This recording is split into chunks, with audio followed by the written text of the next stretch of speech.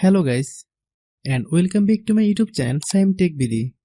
Today I will discuss how to fix no internet secure problem in Windows 11. I have a request. If you are new to channel, please subscribe and stay with us. Click start button. Click settings.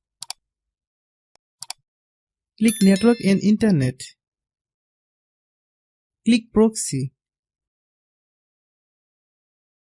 Turn off automatically detect settings. Click network and internet. Then click advanced network settings. Click network reset. Then click reset now. Select yes.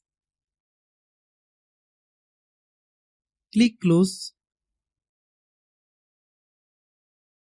Restart your computer once. Hope your problem is solved.